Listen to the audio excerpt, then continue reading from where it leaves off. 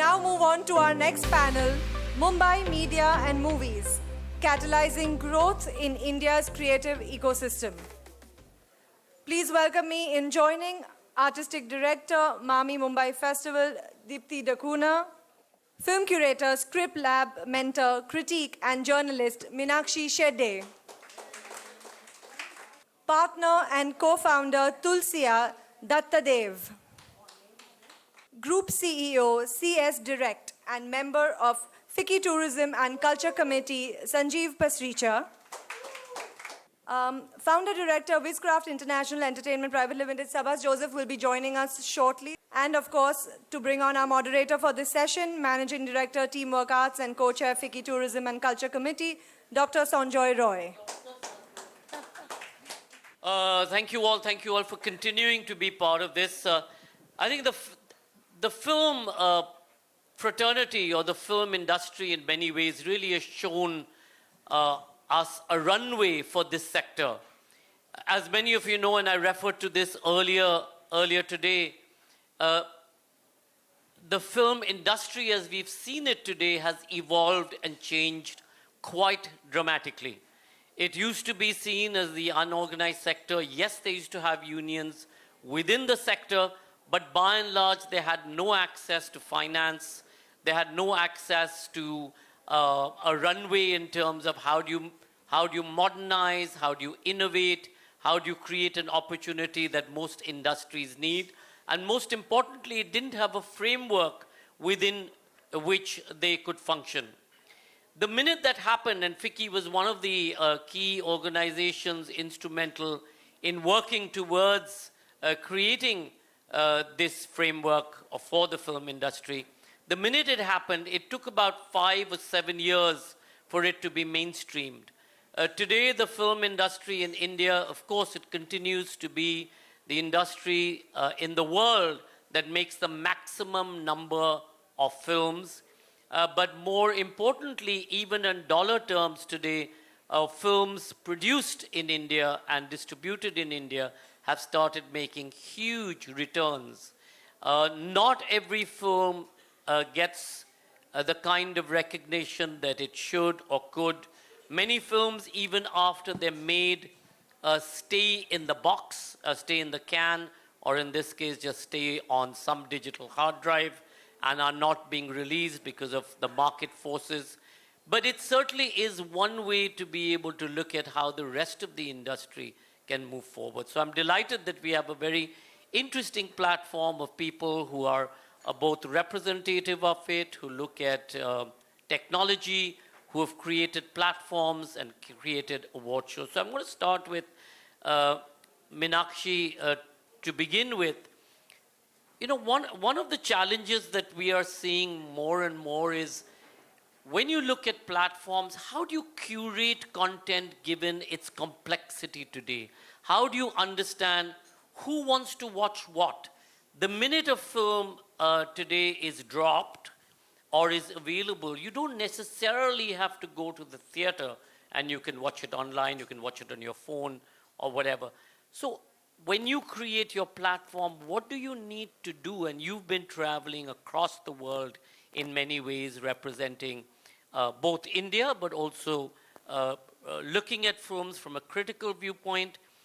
What's changed? What's made a difference? And last weekend, in fact, with Shahrukh, I was joking with him. I said, 15 years ago, Uma DCunha asked me to ask Shahrukh to go to Locarno. And Shahrukh laughed and said, well, you know, where is that? I've never heard of it. And why do you want me to go to Locarno? This time he landed up. And so I asked him, I said, what happened? How come you went to Locarno? So he said, it's the only place that I haven't been to. So therefore I went to Locarno. But it was interesting that both in terms of the film industry, the way it's evolved internationally, but also how we are now seeing ourselves, not just as a market in India, but outside. But tell us more about that.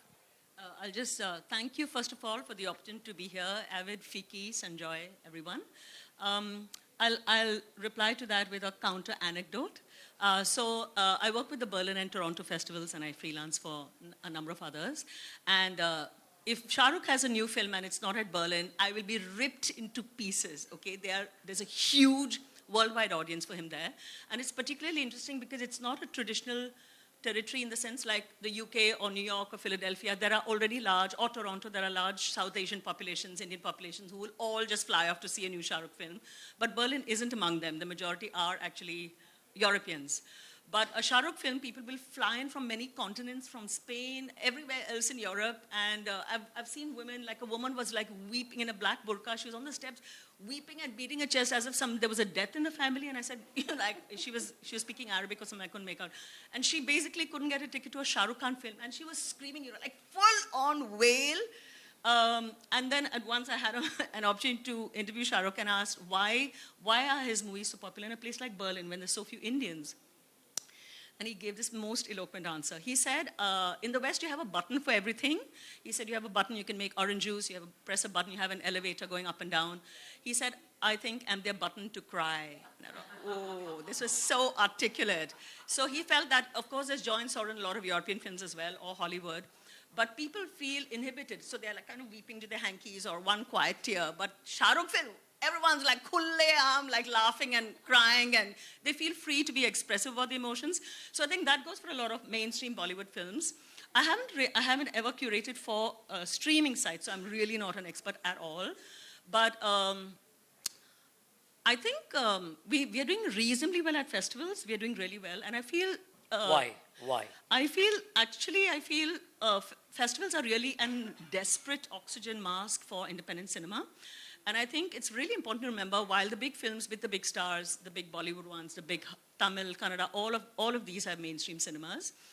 While they are critical to the industry to help it survive as an industry because of scale, employment, all of that, I think in Bollywood, literally after all these years, like 110 years or more of making films, our success rate is less than 10%. It's like barely 10% of Bollywood, like the big mainstream ones, actually break even or even recover, right? Not even break even, 10%, that's ridiculous, right? And the rest is, of course, the indie chotu-motu guys who are doing often interesting stuff, sensitive stuff. But since they have no future in the theaters, they're all destined only for online. And I think for me, that's very heartbreaking. So very long time back, I'd actually talked to Netflix and Amazon and said, you know, there's so much content. Every day I get 5 messages saying, Meenakshi, what should I see? Please tell me, right? So everybody wants to know. There's so much stuff out there. They want to know what to see. So I offered to do like a weekly guide, like whatever's new or whatever, to review it and recommend. And they said, oh, but that means you might recommend an Amazon film and be on Netflix. So I said, it's not to do that. It's developing an audience long-term from which everybody will benefit. And they just couldn't see that it's a game changer at the basic level. So I feel that's our biggest block in terms of the big black hole in Indian cinema. And I've often said that India is a graveyard of good cinema for decades, because of exactly what you said. Great films get made, they never find distribution. A lot of the films we distribute that are selected, Cannes, Berlin, Venice, Toronto, Busan, very rarely get distribution 1 or 2 years later when, you know, it's dead meat after a while, right? And it's too much energy now, P&A and all that. So unless we develop, I feel we need far more critics, we need far more curators. A lot of us are really learning on the job, right? There were no courses, nobody to guide us, we're kind of muddling by. But I think we need that very crucially to develop an audience that's willing to pay. In my fantasy, I will at one point maybe devote a year and every alternate week have an online class for developing audiences, especially in B towns, which I did once for curating. I did an online curating course for FTI where I mainly took only people from B towns. I feel people in Bombay and all are really too blasé. They get 100 things. They don't value it. So I had people from Kochi, from Alleppey, from Imphal, from Bhopal, Manipur, all kinds of, and they were really hungry and really interested and also wanted them to learn from each other. I'm not some grand authority paratrooping, right? But I want to know what's working in Alleppey. I'm really curious to know what's working in Imphal. What kind of movies do they? They're like on this Arirang channel, they're watching only Korean stuff. They're what? You India, you mainstream India, they don't even care for, because they feel we don't care for them. They're not even looking at this question is so irrelevant, right? So I think it's really important to look at that audience first. And if we don't have an audience that pays, we're not going to go anywhere. Yeah. Actually, let me ask you a follow-up question and something that you said. Why is it that critics are so important in the evolution of any industry? And why is it, sadly, that India sort of left that? We only have the Indian Express today, primarily, that does something of value, and maybe the Hindu. Some of your mainstream papers, sadly, carry previews, which I suspect are paid for, or carry reviews that are paid for and you don't really follow them in any sense. Very raw nerve you touched. I think critics are essentially redundant. I think they've been, I don't know, dinosaurs since a long time. I think the marketing guys have taken over from a very long time, and it's like, oh, it's Shah Rukh. I mean, Shah Rukh doesn't even need, so his last film, Pathan, they didn't even have previews for the press. Like what? Like, he doesn't need them. And this was a real game changer because it emphatically said, we don't need critics, right? He works on his own path. It's all this very aggressive, who's clever on social media and tweeting and banging your head on Instagram. That's been the game changer for a long time. I think all the more, therefore, it's critical that a young audience, at least, or any paying audience, has develops an attachment to some critics whose taste they value. They might go for a film they recommend or not go for a film. And whoever it is, you have to, it's a very personal thing. But I think it's important to really, until you pay tickets, right? I don't think the economy really goes forward. If I'm taking somebody's money, I make a film, unless he at least breaks even, forget make money, why will he produce my next film? Yeah, yes.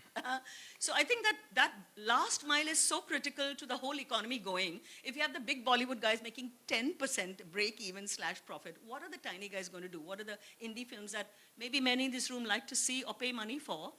They don't really have a future. So we have to buy tickets in a theater. Otherwise, it's just press button and fast forward on Amazon. So one of the interesting things, taking from what Meenakshi said, today when editors commission new writing, they look at the social media handles of that writer to think or see whether that's going to sell or not sell. Sadly, it's true of dancers and musicians as well, and theater people. And we have to be very careful about why we need to push content suppliers for critics. It's absolutely vital. I'm going to go to Sabbas from Meenakshi. Sabbas, you run one of the largest international platforms for film to award films, to reward films and acknowledge their contribution. Many countries bid, many cities bid. IFA, which many of you may have heard about, goes from country to country, city to city, and they carry a caravan of this spectacular Indian actors and actresses, but it's also business and golf.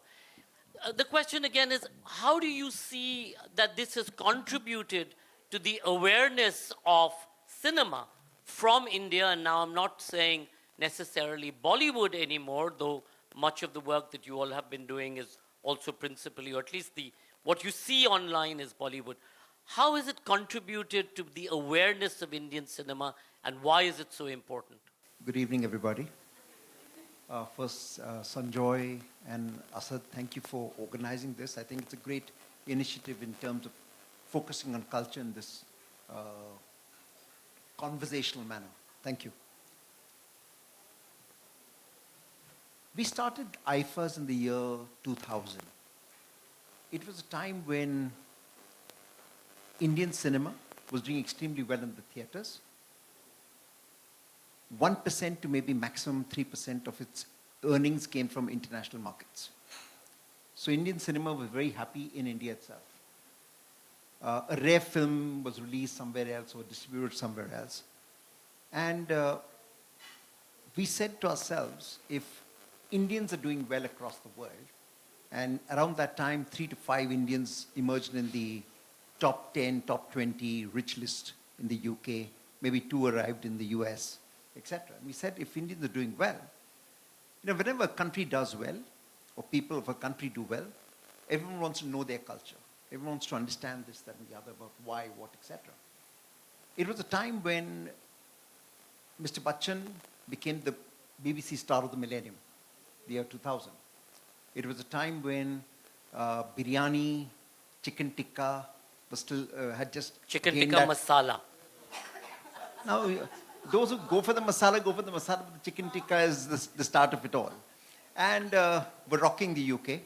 And Indian curry was the toast of the season. We said, let's take Indian cinema to the world. So we took literally almost everyone who mattered in Hindi cinema, and we don't use the word Bollywood, just to let you know, consciously, though at times even we slip up. Because we said, let's take them to another part of the world. And all of them were shocked. You're going to pay for our flights, you're going to pay for our stay, you're going to do for all of that, etc. And after we went and came back, everyone believed that we'll never do it again. Okay? And, How much money did you lose the first time? At that time, it was about £2 million, but it would be equivalent of about 3 times that today, the value. But having said that, it wasn't the money that we lost. We were trying to tell ourselves that it was not a loss, it was an investment. In the arts world, we all say that. It's not a loss.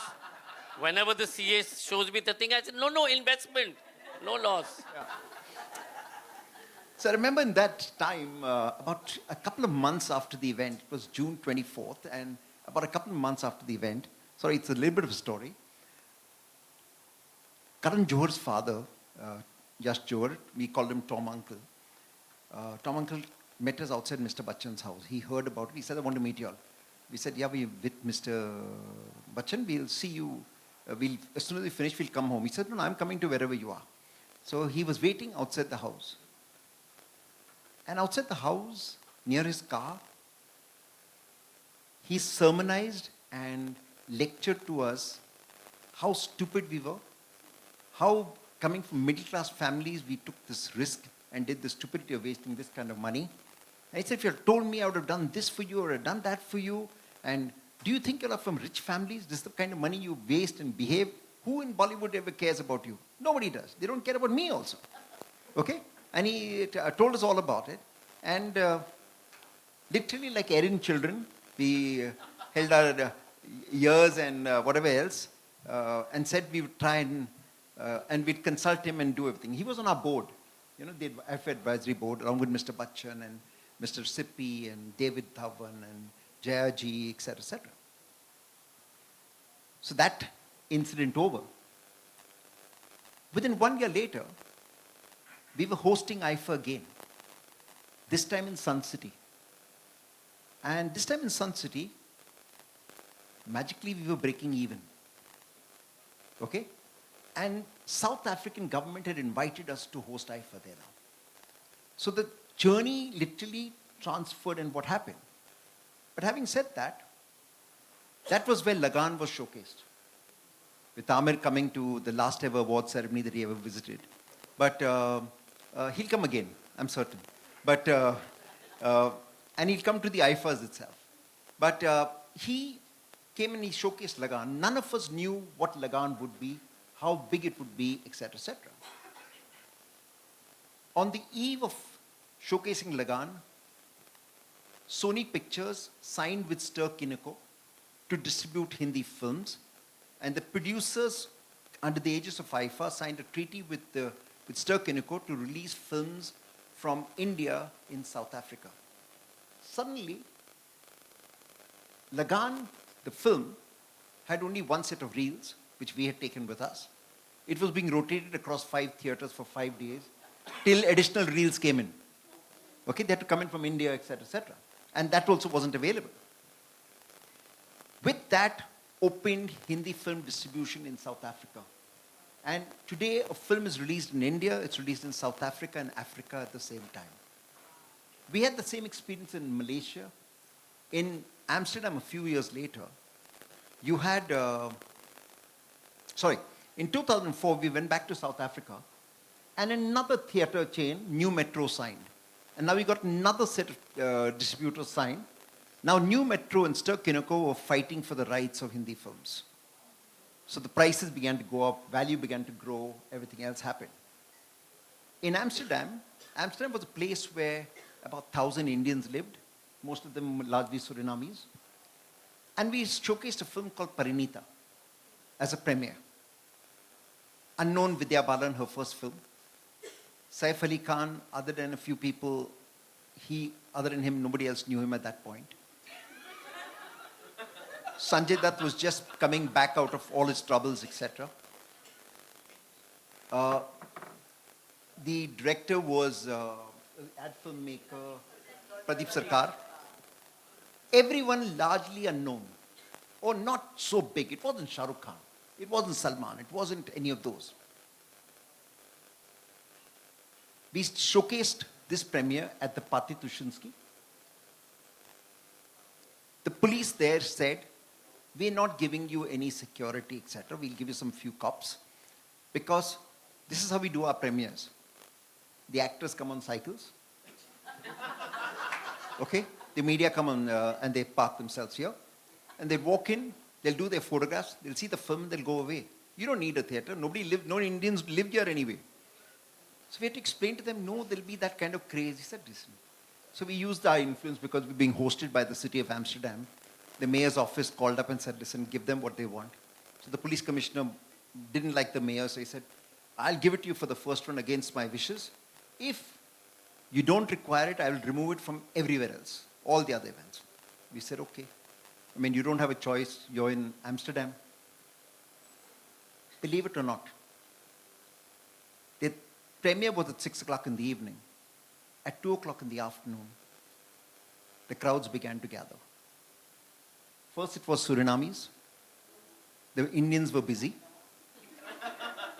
Then, it became a bunch of the mainstream community, and another set of mainstream community, another set of mainstream community.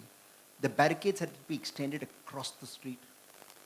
Mounted police had to be called in. The trams had to be shut across 3 districts.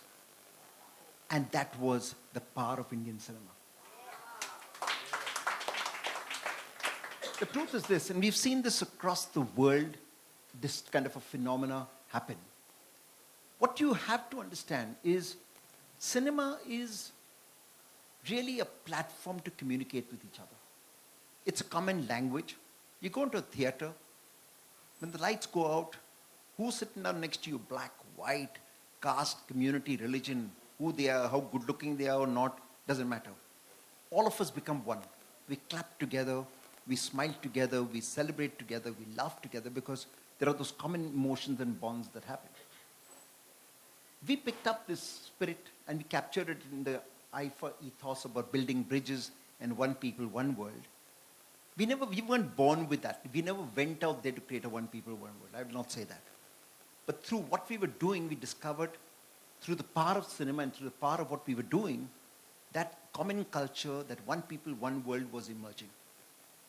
And I always believe that what we do, and especially what we do in cinema, gives us that opportunity, and if we are responsible enough and use that opportunity to build a better world, a stronger world, a more communicable world, we would have done the world a great service by itself.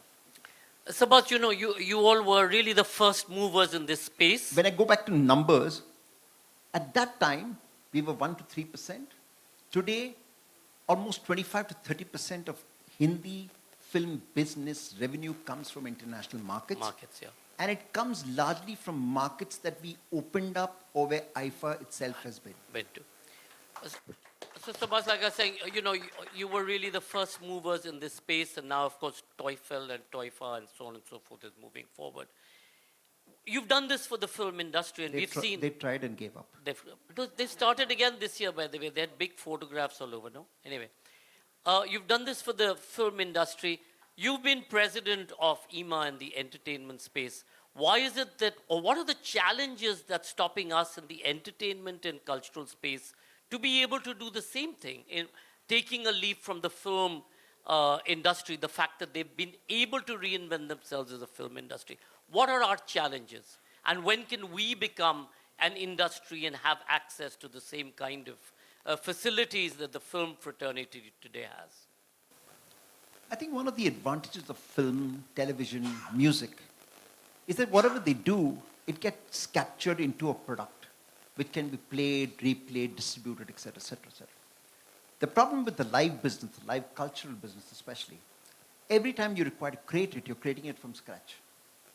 So all the costs attendant to that are always the same or go up marginally, come down, hardly come down actually. So that non-monetization of the costs over a period of time is one of the biggest drains or challenges, I won't say drains, but challenges of the live business by itself. That's the nature of the beast. But having said that, there's also a premium being paid for that live business. which is not necessarily paid for, say, the cinema business or any others, because you pay only so much for a ticket. You'll pay 150 rupees or 500 rupees for a ticket, but for a concert, you'll pay 5,000 rupees and 5,000 rupees, you know, or 15,000 rupees. So you're paying a premium, but it's not of that same scale or whatever else. I think the big challenge that culture and cultural products face is that of lack of production, lack of presentation, and people not being able to visualize it at scale. If you have to present it at scale, if you've got to present it with certain pizzazz and quality, and make it desirable, make it aspirational, till such time that you had the single screen theaters, you never imagined that you'd spend 1,500 rupees to go out for a movie. Those small theaters, single screen theaters without the modern day facilities are still struggling to survive and still charging you 200 rupees and 250 rupees. They should get a bar. Okay? The point is this, that how do you scale up? What do you do? How do you create the experience? And I think the key part is the experience. If you are able to create an experience, people will come for it. I think the IFA story is a lot about the experience and us being event managers at heart, being able to put that together to be able to create the experience. So if somebody comes to an IFA, they want to stay in the same hotel that the IFA has booked. They want to stay in the same place. They want to be there. So you say, once in a lifetime I have to come to an IFA. You know? It's something that you aspire for, you want it. And that goes for across the board. Experience. Deepti, I'm going to come, you know, Sabbas talked about scaling up, talked about experience. Film festivals today, as I asked Meenakshi earlier, the minute a film is dropped, you have access to it. So why should they come to a film festival? Today, MAMI has emerged to be the primary film festival platform in the country. And while, as Sabbas said, you know, how do you create glamour? So if he moved to Goa for the glamour element to become the Cannes or become an equivalent of the Cannes, didn't quite work. But MAMI has, as say, for example, the Kerala Film Festival, Dalhousie to some extent, and of course the Kolkata Film Festival. But it's like literally a handful of film festivals which have been successful. What has been the recipe for success? Thank you so much for inviting me to this panel, and also thank you so much for calling MAMI a success, because we are always doubting ourselves. We have an insider's perspective and we can only see the challenges, so we don't really know how it's being perceived. The idea of MAMI has always been to be able to give a platform to new talent, and we had changed our vision from being a platform that showcased the best of or new emerging Indian cinema to new emerging South Asian cinema. And the reason we moved from India to South Asia, and also the reason that festivals are very important, I must say, is because, it does discover the new filmmaker and who can come from any part of the region. But also, when you're talking about the international world that's looking in, especially looking in to a country like India or region like South Asia, where filmmaking is such a passion and you have so many films made every year, they don't know where to begin looking, right? And the mainstream is so big that it completely overarches the whole independent spirit of cinema. Not everyone can make a film with Shah Rukh Khan. And Shah Rukh Khan should not be the only ambassador of our films. What MAMI actually does is it recognizes that we exist in the city of Mumbai, which is a city of cinema, but also focuses on programming films by independent filmmakers. We have films from the South Asian region in almost 30 languages every year. Every year we discover 2 or 3 languages we've never seen before. What the media picks up, and that is a challenge for us always, is the media picks up on the glamour. And why is the glamour there? That is because MAMI is a private festival. It's a privately sponsored festival, which means we have no government backing. We do not have funds from the government.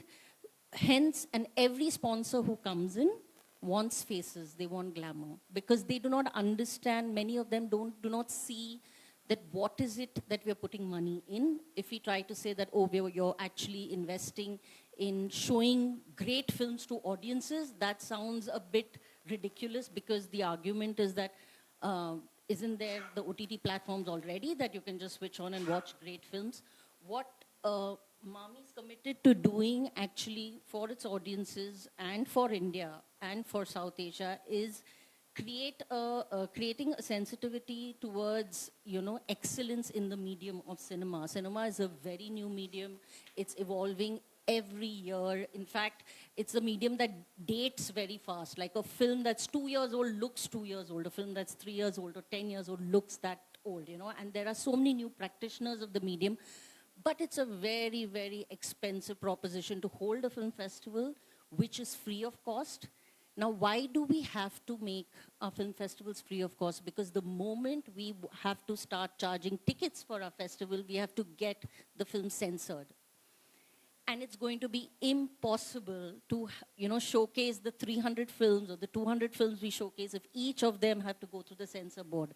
So to get the exemption from the censor, we cannot pass on the price to the consumer, which means that we have to go to sponsors, and the sponsors want glamour, and hence MAMI is then perceived as a glamorous festival, when actually the core of MAMI is to create an audience which is very different from the rest of the Indian audiences, because I really do believe that Indian audiences are fans of actors, right? So our entire cinema is hinged on fandom more than, actually, the excellence of the director maybe, or the vision of the creative producer, or I'm just watching something that is what you could say unmarketable, because also you have to understand the specific kind of cinema that we have in our region is an amalgamation of the music industry and the film industry.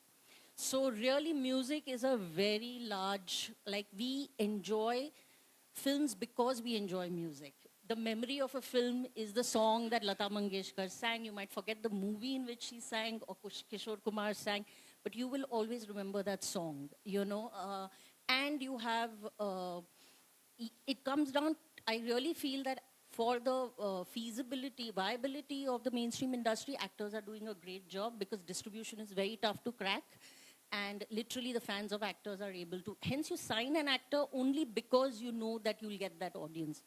What about those thousands of people who don't have access to that star, who don't have access to an industry, who's making, that young filmmaker who's making a film from Orissa, or is making a film from Karnataka, or is making a film from, maybe Bangladesh or Sri Lanka, trying to tell you that this is the condition right now in our country, and making beautiful films, but do not have that sellable face because our media, like how Meenakshi mentioned, there is no film criticism. A media is only promoting actors, right? We've reached a problem area there. And what MAMI does is then gives you the red carpet for the media to be there in the hope that once they finish shooting all the glamour, the camera will pan a little to the other directors who are also walking the red carpet. We do have press conferences, we have all of that. So that's how we've tried to get the model together. But I must mention here that it's only been possible to have MAMI because we've had very generous patrons. We were talking about the importance of patrons. And what happens is that because we do have passionate Mumbai industrialists who want to support the festival, we do get contracts for 3 years, 6 years, but then invariably comes a gap year where you have to transition, and this is the year we are in a gap year. So we are actually looking for our next sponsor. So our festival has to, change the size according to, the money that's available that year. So we're hoping that next year we can be as I mean, this year we will have a festival. It won't be at the same scale of last year, but we definitely have the same number of South Asian films programmed. And also, we don't function only as a festival. We function as a year-round institution, or, institution is, it's a bit tough to say that because we don't have a corpus, but we have an office. And we have, we do have programs like the word to screen market, where we make the publishing industry meet the producing industry, because right now we understand that OTTs and producers are picking up, optioning a lot of films, based on the books. So we have a verti-screen market. We have something called a Young Critics Lab, where we always train young critics from around India on what is good film criticism. And we also tried to have a children's program this year, which didn't happen, unfortunately, because the funds didn't come through. But yes, we always bring the best of world cinema to Mumbai, and Mumbai being a city that all Indians have access to very easily, because everyone has a relative in Mumbai that they can stay with. We get, an audience which is all India, but we bring in all the winners from Cannes and Berlin and Locarno and Venice. Also because we understand that the film industry here, which is functioning out of the city, treat MAMI as a crash course, where in that 1 week, they see the best of cinema that's happening around the world. They discuss it. They feel re-energized. They go back to their projects. They literally get a week off from their bosses, because their bosses are also watching films with us. So it's really something that we give back to the industry. And the festival was conceived as a festival by the industry, for the industry. So, but now it's become one of the biggest audience festivals. We had 22,000 delegates last year. We do not have as many venues, unfortunately. And because we don't have venues, our dates have to be between Durga Puja and Diwali, because that's the lean period for Bollywood to release films. So we keep changing every year. Well, I hope somebody builds you a venue like the Palais. But, you hope. talked about sponsorship, Deepti, and I know with Anupama, Kiran, and yourself off and on, we've talked about how to help and how do we find sponsorship. One of the questions that's been asked of me very often is, how do you manage your sponsor and how much do they dictate your content? In our case, it's zero. We don't allow a sponsor anywhere near the content, and anybody does, then I just bare my teeth or I shake my hair or whatever. And how do you manage that? What is it, like you said, a lot of the sponsors want the glamour, want that, eyeballs on the paper the next day.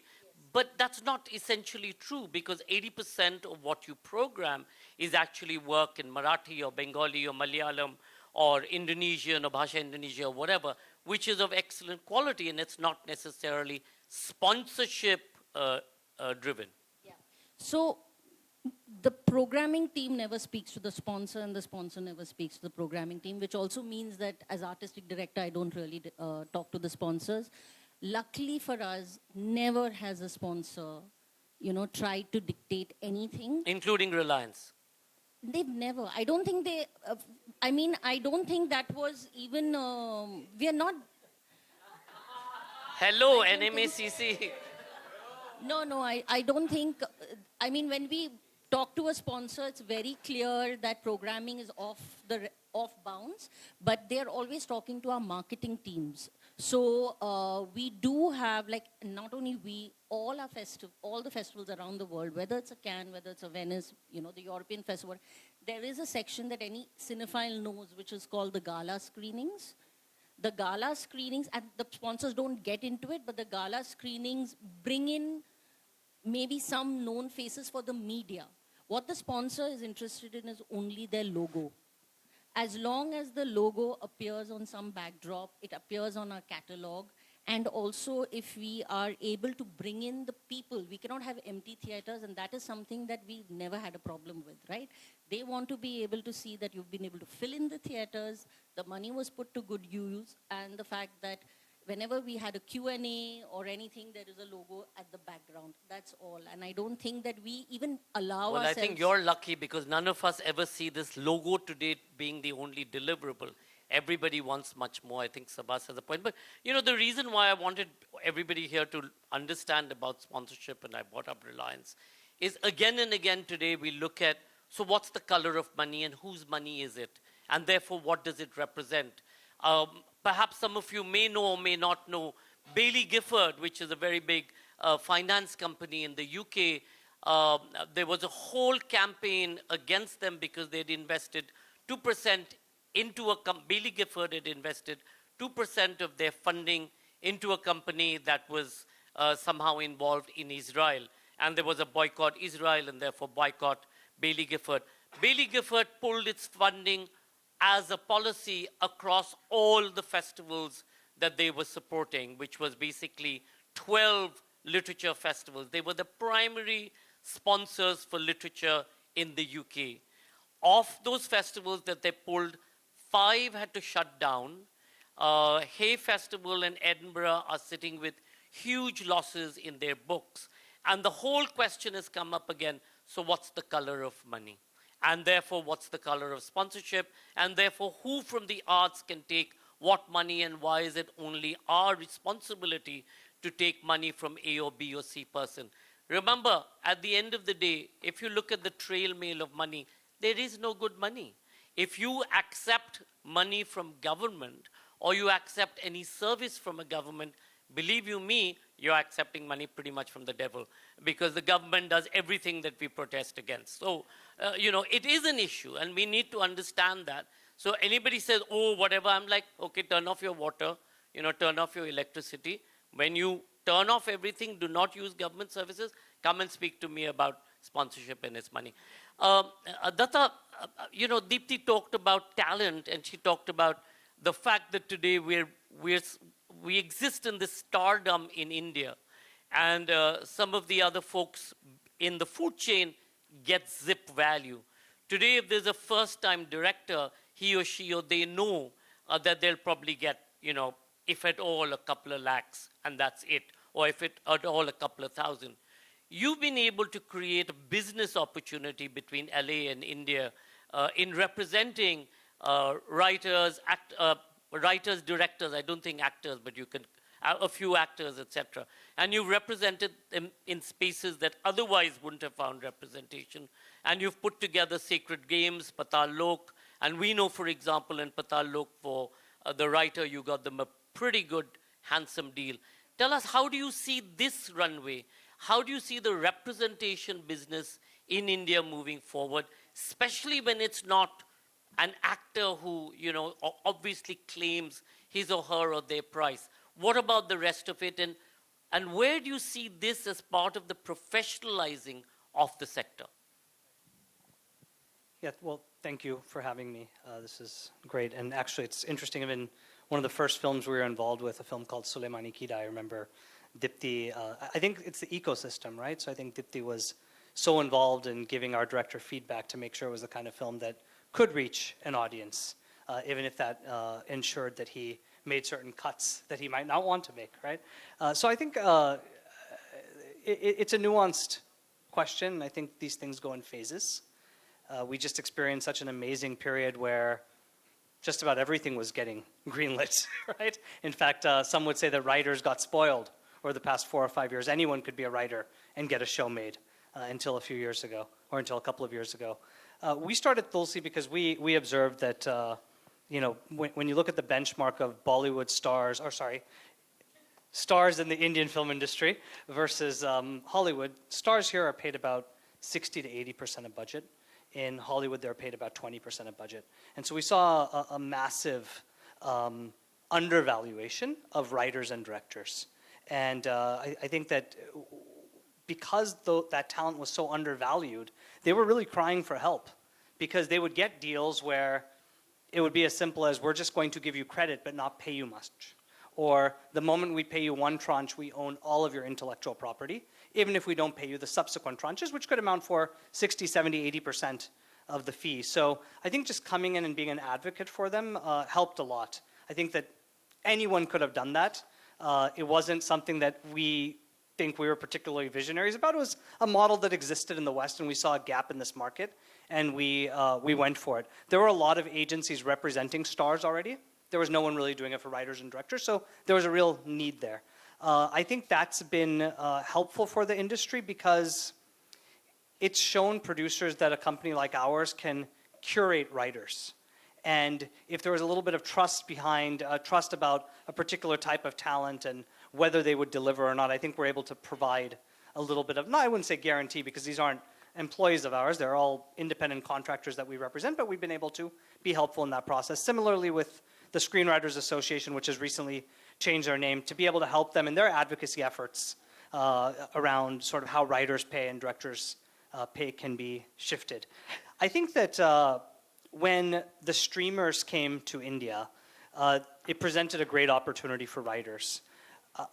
I love so many Shah Rukh films, and I love so many of the traditional Indian films, but I think that one of the things that a lot of the critics would say is that sometimes the storyline might be a bit thin. And I think that... you mean if there exists at all? But there's a lot of music, right? So it's okay. But I think that what really happened with series coming in, you couldn't just have a pretty face on screen for 50 hours. The story really started to matter. And while feature films are very much a director's medium, series are very much a writer or showrunner's medium. And that put Tulsea, but also more importantly our writers in this country, in a very advantageous position where they were able to really flex their craft and skills and to be able to create stories. And now we have so many examples of writers who have become producers and are able to command significant compensation. And actually what we say is you can actually afford to be a writer now, more than ever before.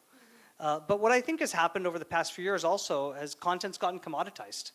There is so much content getting made that, you know, my wife always jokes that, wow, you spend 30 minutes perusing Netflix or Amazon and then decide to watch nothing, right?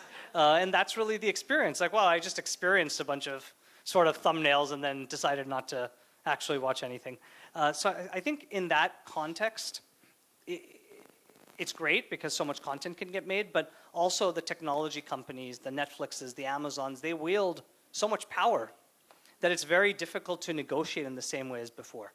So, Datta, do you represent AI as scriptwriter from AI? And therefore, how do you see now with technology, what do you see the runway to be going forward? There's a really, you know, people are split about this. You know, some filmmakers are very concerned, some producers are very concerned. Some filmmakers are not concerned at all. I think that, you know, you can equate it to... They used to AI even before AI. But I think you can, I mean, replace it to any major technological shifts in history, whether it was the cotton gin or, you know, just the industrial revolution. In general, it's just another thing that's coming about. How do you sort of embrace a technology like that and have it enhance and free up your time to be able to do other things? The last thing I want to say about this is in a world where content has become commoditized and writers admittedly have become spoiled. I mean, sometimes we have writers coming to us and saying, hey, how come you didn't get me paid more? And it's like, do you have any idea how it used to be, right? Of course, there's room. There's room to make it even better. And the pendulum, it was so poor for writers before, but it has really changed. I think that what we're always pushing our talent is to just make sure you have your own unique voice. Make sure that you're upping your game and your craft more than anything, because in a world where content has gotten commoditized, that's the way you truly stand out. So in the same way that you've represented writers and directors and now musicians, and that's something that we all are doing together, what about, you know, dancers and theater actors and playwrights, etc.? Would you look at that as an opportunity, especially for...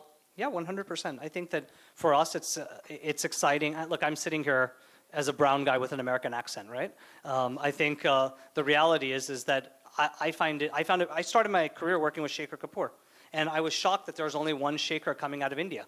And I was like, in a country of 1.5 billion people, why do we not have, I mean, of course we have filmmakers whose films have traveled, but to really make it in a Hollywood, in the UK space, in that manner, and many have wanted to, Shekhar was really the only one who was able to achieve that. So for us, and obviously Deepti, Meenakshi, all of you guys are, in the way that you've exported Indian culture around the world, everyone's making these attempts to do it. I think there's a real opportunity to work with just talented people, right? And those talented people not necessarily need to be writers or directors. They can be authors, they can be musicians.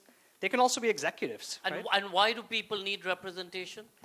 Why do we need a middleman to sort of go and say, this is what you need to do or not? I think sometimes some people would say that they're the best advocate for themselves, but oftentimes people need advocates for themselves. And you need the legalese, and you need to get the contracts, and Correct. you need to get the money, and Correct. all of that. It's Absolutely. very difficult out there. Sanjeev, you know, we're talking about content, and we're talking about how do you create content. In your case, you've been creating content for museums across the country using technology. And one of the things I remember when you first started doing this, you called me and you said, who can do this animation for me? I know that it's going to take 6 months to do, but I need it in 30 days, and I don't know what to do. What do we need to do in India to perhaps again create a runway of opportunity for talent in this space? Thank you, Sanjoy, for having me over on this panel. Though it's about the mass media of films, but I think thank you for putting museums in this forum. It's the content, right? Within yes, the yes, within more absolutely. and more But you know, museums. but typically when we're talking about content in the So, museum, any of you been to the Qatar Museum, the new Qatar Museum? So much of the content there is made by 7 filmmakers. So you go into the Qatar Museum, it's the most amazing. The desert rose is the architectural inspiration for it, outstanding. Every room has been given to a filmmaker, 7 filmmakers, doing the 70 projection. It blows you away. There's no other content there, except for the Baroda pearl and diamond and ruby carpet, which costs an arm and a leg and a fortune. But yeah. yeah. So content in museum is absolutely different. It does not have a aspect ratio of 16:9 or 3:4 or the cinema scope. But the sheer name museum in Hindi is called Ajuba Ghar. You know, so everything that you do has to be different. Your first gallery cannot be the same as the second one, or the third one, or the fourth one, and your first museum cannot have the similarity be the second one. So we are always struggling to do something different, and that's where technology supports the narrative. Having said that, it's always the content, it's always the narrative, it's the story that decides how the audience is going to come down. But how do you make it engaging? Museums of today, actually, they're a monologue. You know, so they have to move from a monologue to a dialogue, from being static to being dynamic, and that's where the difference is. And that's where we use a lot of technology, very, very differently shaped screens. The more odd the size and the shape of the screen is, the most interesting it becomes and most challenging it becomes. And you rightly said, I remember asking you the first time when we got the opportunity, it was COVID time. We were struggling to figure out, one was COVID, most of the shops were shut. The cost of animation, if you look at a film, the budgets are very different from what the budgets are given to us. So you had to kind of optimize every possible resource that was available. Like you said about the Qatar thing, our first museum, which was in Punjab, in the Sikh history, had about more than 4 studios working on making animation film of more than 113 minutes in a record time of 6 months' time in the COVID months. You know, so we struggled, but we actually put it together. And the first time we learned actually that how do you really produce content remotely? Because no studios were operating. All the guys were actually operating from their homes. We weren't even stepping out. So in that constraint, you actually created a content of 113 minutes. So that's the difference. In terms of skilling, in the museum has been existing for quite some time now. Sanjoy. Okay. So we have a 4,000 years of history, a very rich history. So we don't struggle for stories. To be honest with you, we've just created one of the largest museums on Mahabharata. It's going to be shortly, will be open to public.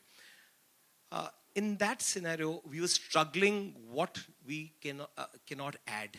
So we had so much of content, we were really struggling what to kind of put off in the story, because Mahabharata is full of it. It is said that whatever is in the world is in Mahabharata, and what does not exist in Mahabharata does not exist at all. So that's the kind of content we have. So we don't have to struggle with the Indian cinema for either stories or whatever. There's so much of stories. Every a stone that you unturned in India, there will be a story behind it. So that's the beauty of it.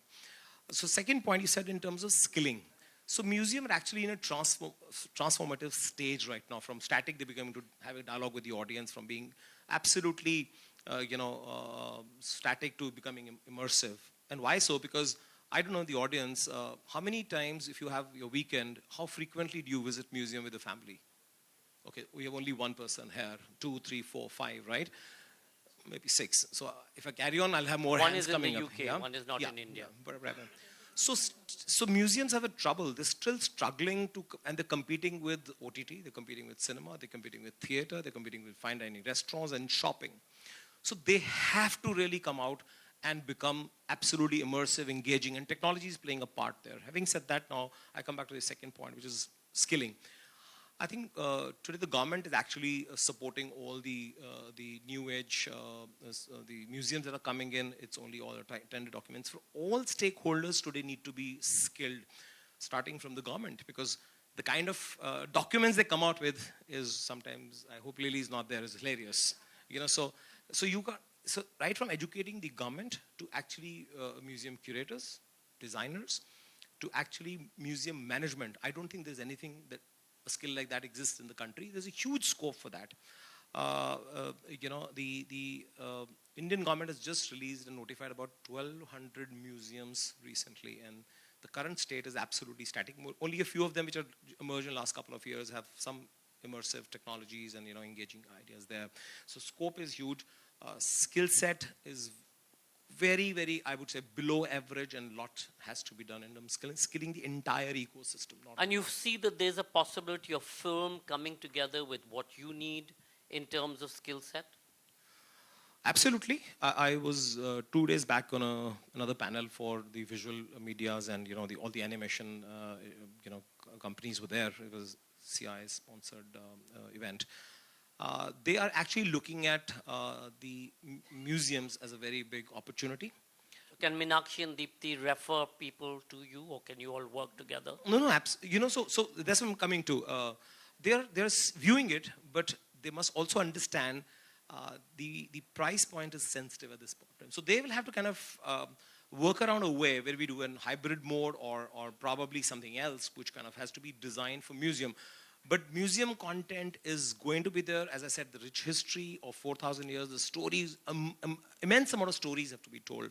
And there is a scope. I don't know, I'll ask the question to audiences. How many you know, museums would you see in a city like London, Paris, Tokyo?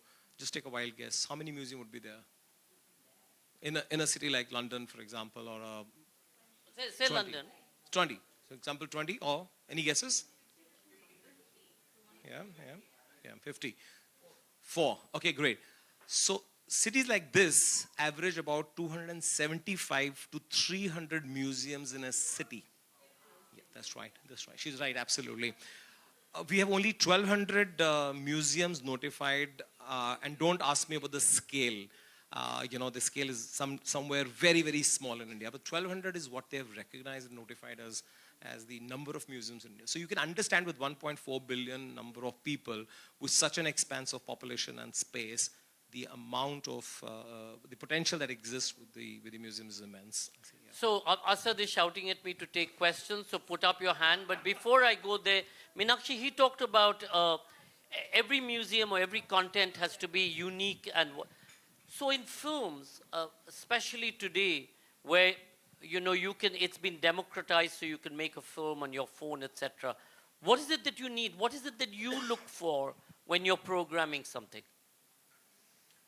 Say, it's hard to give a single answer to that. I think basically what we look for is something that would be a revelation to me, something that's surprising, maybe a very familiar subject, or it's treated in a way that's completely mind-boggling. For example, there's a really, really, really delicious film that we've just selected at the Toronto Festival, which opens in 2 weeks, and it's from Manipur. It's just a mother and son story. First-time woman director, and she's up there at Toronto. And it is so kick-ass feminist. I'm saying, what? Wow. And it's really comical. And it's a culture we know so little about in terms of visual referencing, like how often do we get to see a Manipuri film, first of all. Usually there are very well-known documentaries, like Hawam Pavan Kumar is one, they are better known. But a woman director, and it's so personal, and it's so funny, and it's my jaw's dropping with how kick-ass feminist it is. And a woman in a sari, a tubby woman in a fee, like a sari, but they call PHE. And not really modern or hip or ultra anything, and a single mom, like the husband disappeared. But this is a revelation in my own country, right? So we look for things that, maybe a familiar subject, okay, single mom, kid, and no stars, nothing. Unusual wonderful, presentation. Wonderful. So wonderful. kick-ass, what is it that you said? Kick-ass feminist. Yeah. So Deepti, what's the responsibility of a platform like yours? For example, would you platform or would you choose above the others a film made by a Dalit filmmaker? So, you know, this is more for Meenakshi's sake than anything else. So, you know, I've worked like Meenakshi as a consultant for international festivals, where at that point in time, we become the only voices for, films from our region, and we are watching close to 500 or 600 films, and they just want 2 titles or 1 title. Because they're not interested in so many titles from South Asia. They have other slots to fill, right? But when you're doing it for a film festival where we do have space and we do have different sections, like we have the competition section, the non-competition section, we have non-features, we have features. We have to make sure that, first of all, that it's not a decision by one person. There is a selection committee. They have to be people who know the history of cinema. They should have watched a lot, because unless you watch a lot, you will not be able to recognize what is new, right? Otherwise, cinema is such a strong medium, you can be taken in with any well-made film, but we have cinephiles in the audience who are even more demanding than our selection committee members, and they, really keep an eye on our selection, because they are looking at which films are actually going through the network, festival network. So it's a discussion that we have, and no film will be chosen for representational purposes only, because we do know that when you have a film festival and you have a venue which has, say, 4 or 5 screens, next to the one screen that is showing the South Asian film is a world cinema author showing a massive film. Like if I'm going to show Coppola's film next to, a new independent director, if that director has not been able to capture your interest in the first 10, 15 minutes, the audience is going to slip out and go and watch another film. They don't have the patience to sit through. So the quality is always the first determinant, but we make sure that we don't fall into a trap of only Mumbai filmmaking. Like, for example, if there are a lot of films that come to us from assistant directors in Mumbai, because they have resources to make films, since they are in the industry, but they are making an independent film. But we make sure that we are also looking at the filmmaker from other regions of India who do not have those resources.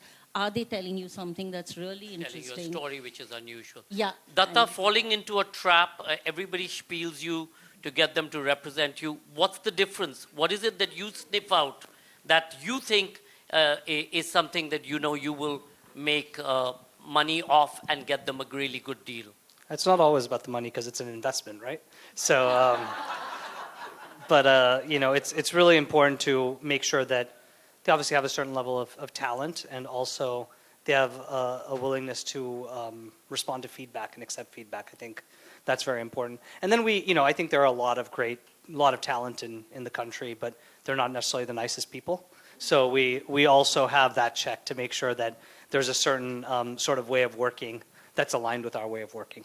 Sabbas, not the nicest people. I mean, a lot of the acting fraternity doesn't necessarily, fall not in that category. You're taking people out all the time, and, we've seen that. You're having to manage egos, you're having to manage, people who have their own idiosyncrasies. When you select who you're going to take, what's your criteria? How much do you pay to suffer self-persecution? Very honestly, when you're traveling across the world or anything that you're doing, you have to have a story that you're taking out there. Who's telling your story best of all? And I think our casting, who we go with, what we do, is based on that. And one of the things that we do very clearly with our sponsors, and to be honest, the lines of content and sponsorship and money are completely blurred. Okay? I don't believe that sponsors should not influence content. I don't believe content should not influence sponsors either. Okay? I believe that you create a piece of communication together. And it's a collaborative piece. So anyone who's coming on board in an IFA or any of our projects, I will sell them the story. What we're trying to do, why we're trying to do it. And only if they buy that story, they are entitled to come in. It does not matter how much money you have. And this is something that I do myself, so I'm passionate about. But I don't believe that those lines are blurred. I believe those lines are completely blurred. They don't exist, actually. You are constantly being influenced by one and the other. So if you don't have the money, you cannot tell your story. And if you don't have a story, no client just wants their logo anymore. They want to be part of the story. Your story must become their story, must sing a song for them. Sanjeev, Sabbas was saying lines are blurred and, in the whole. And how do you get inspired? Today, whenever we go anywhere, you go to a museum, you go to a cinema, you go to a theater, you go to a Van Gogh showing, you get inspired someplace. And then you have to find that nuance and what's different when you're creating the content. When you're creating content, especially for museums today, maybe you've seen it someplace and we're trying to replicate it. What then makes it special? What's the nuance? How do you communicate it? Is it through the person who's doing the content or the person who's storyboarding it? It's the person who's actually doing the animation. At which point does it sit? I think the bird was the experience. So it's not about anybody driving it. It's how does that experience come alive? Because we're dealing with live audience, and they're interacting. So a lot of times it's a very interesting thing. So if you know about the Mahabharata, the Bhishma was put on a bed of arrows, right? And he tells and there was a shower of arrows, how he died, and how was he put on the bed of arrows really by Arjuna. And then after he dies, which is I think in the middle of the war, and he stayed there for about 8-9 days, he kind of narrates a very interesting way of how the kings have to behave and what are the learning and teaching of his life. So one way is to actually put a panel there and kind of run a film and kind of tell the story, right? I don't think anybody will come for that. So what we've done really is we've used everything we knew about engineering, automation, kinetic lights, and the large format projections. I don't have a visual to show, but the audience really enters into a dark room, and you actually see in the darkened room a body which is put on a bed of arrows emerges in a silhouette. And then you suddenly have a rain of arrows happening on that through kinetic lights and arrows. And as it darkens, there's a story that begins to happen. And he starts narrating with the light falling on his face, on the body that's laying down. The entire thing, the projection comes alive on a 360 panoramic view. So it's an experience that you create. We're telling the same story. And it is typically a combination of everything which leads to a great experience. And technology plays its own part. The automation plays its own part. The narrative, the script writing they play own part. Of course, the basic hygiene and benchmark has to be maintained. I mean, I can't have a very poor story or a very poor script and technology doing the bit. So I believe it's a combination of experience that people today are looking at, and that's what they come there for. And it has to change every time. I mean, I can't repeat the same option in the next gallery. So we have content, representation, a curator, platform, and award person. It's a great panel. Thank you all very much. Questions from the house? Thank you. Very quickly, thank you, Deepti, for telling us about this Young Critics educational program. I wish there's a little bit more out there for us to find it. I just looked up the MAMI website and I did find it. But probably a little bit of work around that.